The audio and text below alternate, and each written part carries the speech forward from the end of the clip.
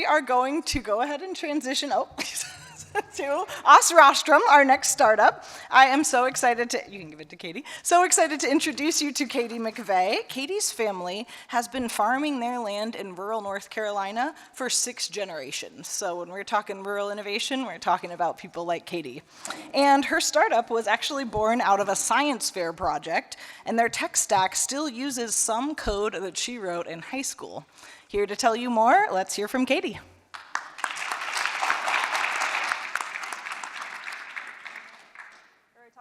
For a minute. All right, so most people don't realize that dairy farmers were into big data like way before it was cool. So we've been collectivizing our data at a national scale since about the 1960s. For some very practical reasons, most of those genetic evaluations have always emphasized productivity. So as a result, the modern dairy cow is basically the bovine equivalent of a Ferrari. The cow I milk today produces almost 3 times more milk than the ones that my granddad grew up raising, which is crazy. But like a proper sports car, they're a little inclined to break down, right?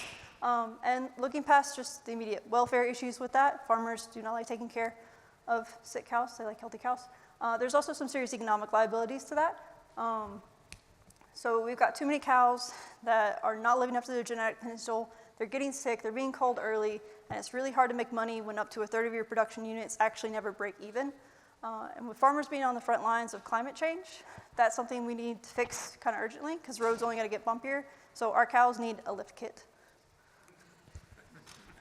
Right, so there's a lot of ways to skin a cat, but my argument is that the only way I think to approach this right now without another 10 years of research is to go for what's always worked in the past, which is structural traits. So that's things like, you know, a straight back, strong legs. I don't know if you think about well-hung udders all day, but I do.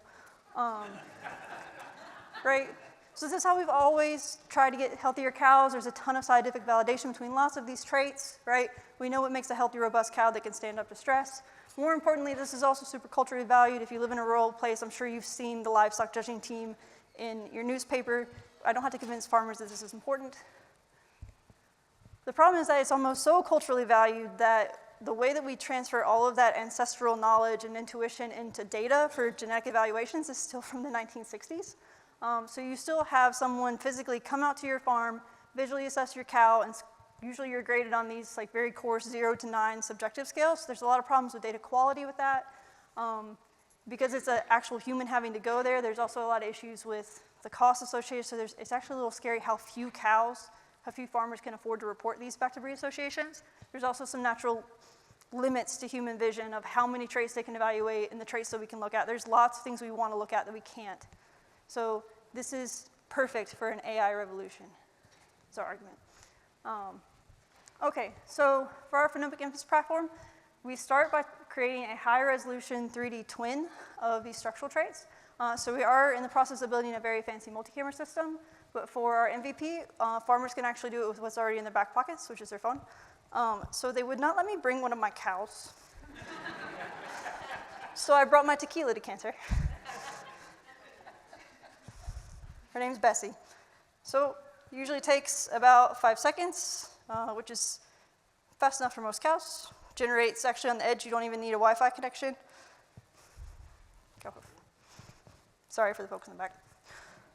Right, super fast, super easy, super cheap. You can get a phone off at eBay for like $300 now, it's crazy. So the next time you do hit Wi-Fi connection, because most of these guys are out in the middle of nowhere, at least beef cattle people, it gets pushed up to our AWS cloud, where it's pushed through a series of computer vision algorithms. So we don't do like a lot of our, folks just throw it into a black box, because it turns out farmers don't like to be told what to do.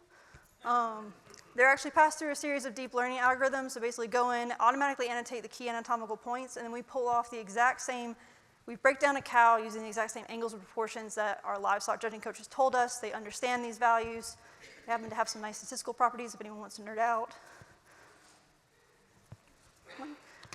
So those biometrics, we can either push directly to the breed associations for genetic evaluations because they're more accurate, they're more heritable, and that means faster genetic gain. Alternatively, right now, we're actually emailing farmers a PDF report that basically uses some very lean, unsupervised machine learning tools to help them find patterns in how these traits are dispersed in their herd, so they can use that in their culling decisions, breeding decision management, whatever creative solution they have. We're also working on an interactive platform right now. So for our first product, we did iCore last year and talked to dozens of farmers, and every single one of them went on long rants about feet and legs, so we're doing feet and legs. So this has been a long-standing issue in the dairy industry practically since the late 80s, 90s. We have not seen much improvement of it since then, which is a problem, and it's getting just as bad very rapidly in the beef industry right now.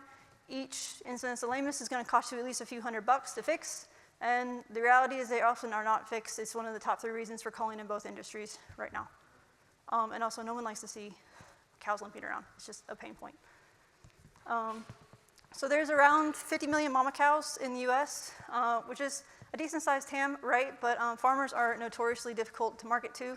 They're a little feral. I love them. But my plan is to do something a little bit original, something that's kind of only available because of my academic background, which is my plan is to become a cog in someone else's wheel. So to grossly simplify, the breeding industry, seed stock industry in the US is a little bit like a pyramid scheme, right? So a commodity-based cow is only worth a couple $1,000s. The most elite bulls are worth millions of dollars. Where you fall on this pyramid is all based on something called estimated breeding value. So those numbers are calculated based on these national, basically these national pedigree things that they used to be evaluated by the USDA. Over the last 10 years, they've actually all been migrated to nonprofits that are actually farmer managed. So they do the breed evaluations now. That determines the value of your cow. So they already have all the infrastructure to make immediate use of these values. And more importantly, I can acquire, using them as a channel partner, I can acquire hundreds of thousands of users by talking to like 5 or 6 people. And I don't like talking to people, I like talking to cows, so that seems like a good plan. Right? So that's the current game plan. It also helps, actually, the guy that used to cheat off my stats homework in grad school also runs a bunch of these evaluations, so that helps too. I also can't emphasize the importance of both the credibility that gives us and also the market defensibility. If we become the new breed standard, hopefully everybody else will just go try other things.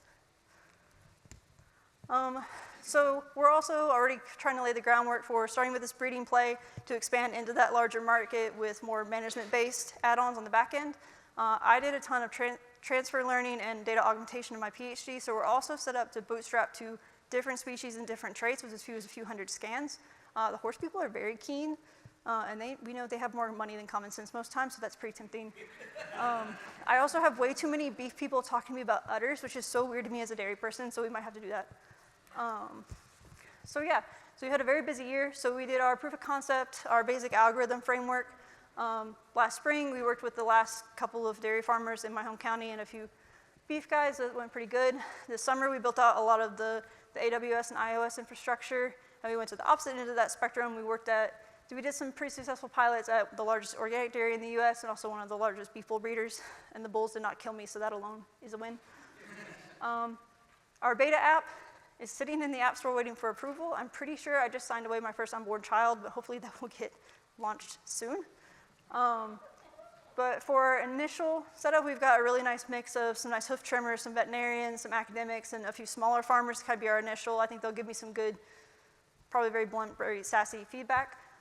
We've also confirmed that we'll be able to do some really nice validation studies with North Carolina Department of Ag, which actually did a lot of the original Angus feed EPEs, turns out. So that'll save us a ton of money to lay that scientific groundwork. We've also had some preliminary discussions with the Smart Holstein Lab, which is Holstein Association's tech bed. Bewley's a really cool guy. They're currently kind of shut down for some disease stuff right now, but hopefully we'll get in there pretty soon. Our goal is to be able to launch fully at CattleCon in Texas and World Ag Expo in California here in early spring. Those are both in March. And begin some of those preliminary discussions with breed associations, which are usually meet in the winter, early spring. So as far as team, we got a really great team. We've been very lean and mean, right?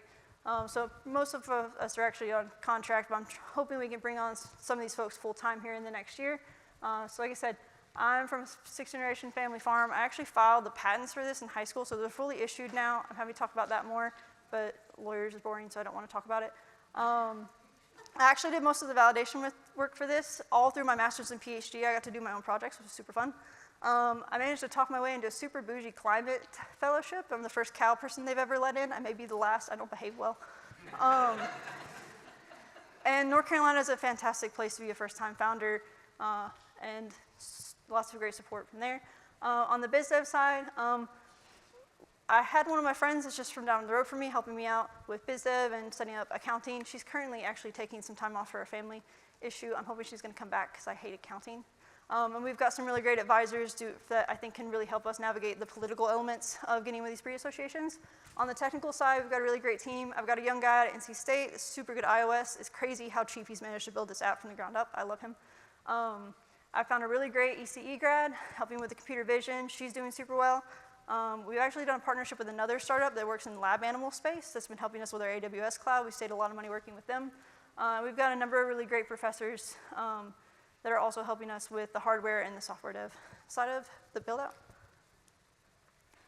So I've been told I should always end with asks. We've actually, like I said, we've done super well on non-dilutive funding.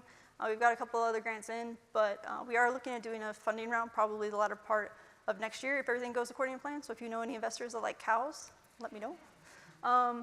We're obviously always looking for more farms to engage with the beta.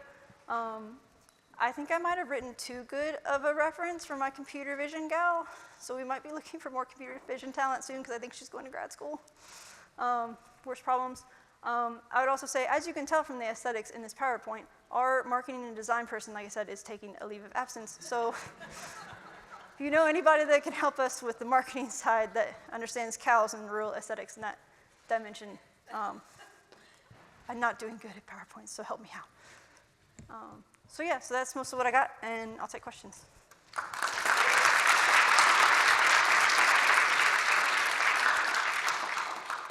From a product development standpoint, can you tell us a little more about what you need to put in place to make this scalable? And then second piece of the question, how are you thinking about a pricing model once you actually start to charge for this? Yeah, so we've got the iOS app, it's working, right? I'm just waiting for Apple to behave. We've done, the core of our AWS build is built out right now in terms of the actual computer vision pipelines. Right now we have it spitting out a PDF, which farmers are pretty happy with by email. We've actually got a really great quote from Joe on building actually a web GUI where they can go in and do more interactive work with the data and pulling up those digital twins to be able to send them to folks. I have been told they're super interested in that from like on an auction standpoint, be able to be like, okay, you bought this bull, here was his feet when you got him. So we're exploring stuff with that right now. We're also actually building out we're almost done with an annotation portal because I've been talking to the guy that's the livestock agent in my county, convinced me that I should hire the livestock judging team to do our annotations for us. So I think that's gonna work. My cousin's son is testing it right now, Bo. We'll see if that works. But yeah, we're pretty much ready to go on that since we're at MVP. As far as scaling, like I said, a lot of my research work was on transfer learning and data augmentation. So like I said, we can get a new trait up and running with as few as a few hundred scans, which data access is always the biggest problem with this. And basically the game plan is stuff will be launched in the cloud for the first year so it can see lots of different farms that can get that resiliency built in, and then once they stabilize, we push them back onto the phone so you get fully real time, which will allow us to do more of that on-farm management work, and that's the framework we're gonna use for all of the traits. As far as pricing model goes, that's a great question. We have a consultant that I'm working with right now that actually did product dev at Transova for a while.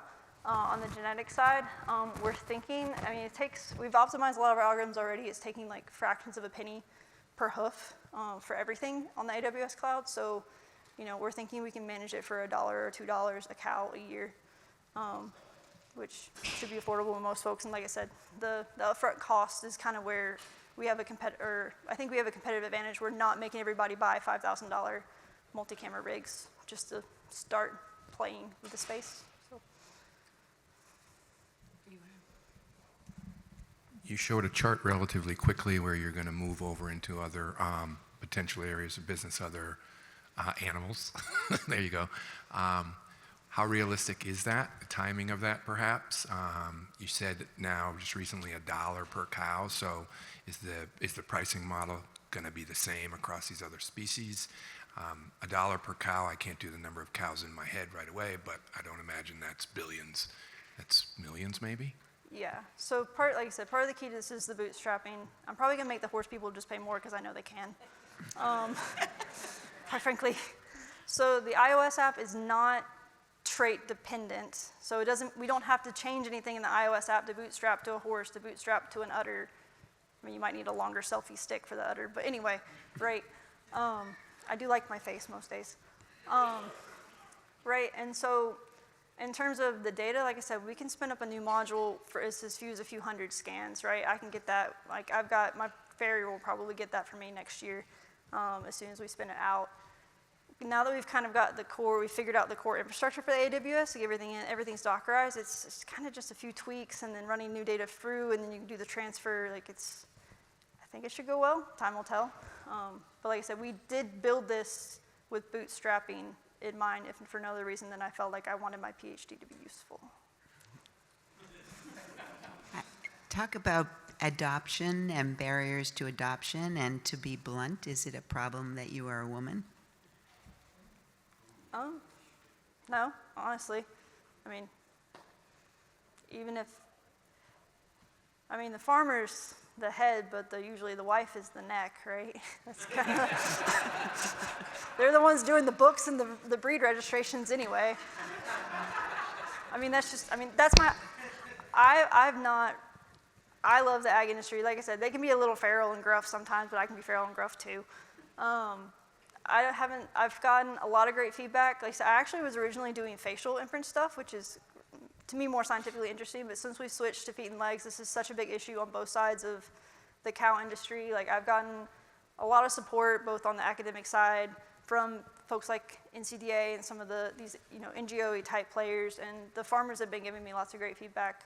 At the end of the day, I mean, it is a business. They do still have to make money, but that's one of the reasons we switched from, like, I had to put my ego aside, not do the fancy multi-camera rig, which we will, because it will make sense for a few of them, but anybody can afford one of these, and that's actually, sometimes I feel a little silly being like, yeah, we have an app, like, right? But they can afford it, anybody can afford it, and that's, the more I talk to them and take in their feedback, the more they seem to trust me, so I'm pretty optimistic.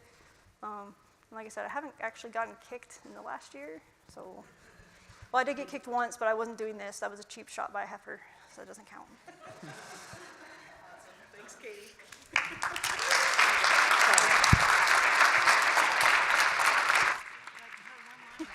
Love it. We love to see a founder on the move. I'm sorry, I had to. I couldn't resist. No, you can boo, you can throw tomatoes.